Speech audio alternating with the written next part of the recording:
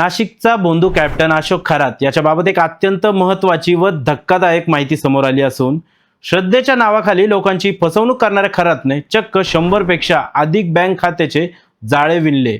या सर्व खात्यांमध्ये खातेधारक जरी वेगळे असले तरी त्यांचा वारसदार म्हणजेच नॉमिनी स्वतः अशोक खरातच असल्याचं समोर आलंय। दरम्यान याबाबत आता अहिल्यानगर पोलिसांनी खरात याच्या आर्थिक व्यवहारांचा तपास हा अधिक तीव्रतेने सुरू केलाय। नेमकं हे सगळं प्रकरण आहे तरी काय, चला तर आपण जाणून घेऊया। सध्या अशोक खरातची SIT कडून चौकशी सुरू आहे।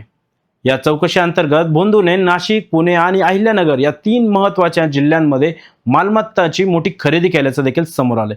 खरातने तब्बल 4 वर्षात 70 कोटींची बेनामी मालमत्ता जमवल्याचं SITच्या तपासामध्ये उघड झालंय।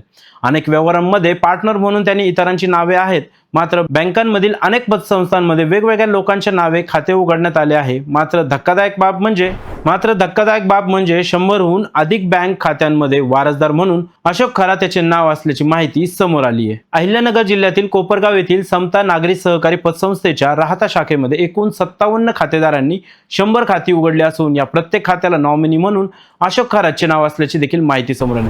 या खात्यांवरती सुमारे 60 कोटी रुपयांचा व्यवहार झाला असून यामधील 8 बँक खाती ही खरात कुटुंबियाची आहेत। यामध्ये चाकणकर यांचेही नाव असल्याचं देखील समोर आलेलं आहे।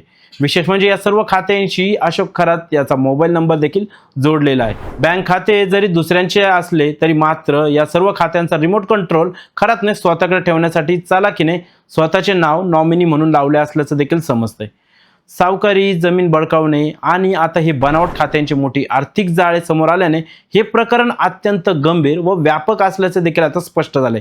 अहिल्यानगर पोलीस सध्या या सर्व खात्यांचा तांत्रिक तपास करत असून आर्थिक गुन्हे शाखाही यामध्ये सक्रिय झाली आहे। दरम्यान या प्रकरणामध्ये आणि नवीन काय अपडेट समोर येत आहेत ते देखील पाहणं महत्त्वाचं आहे।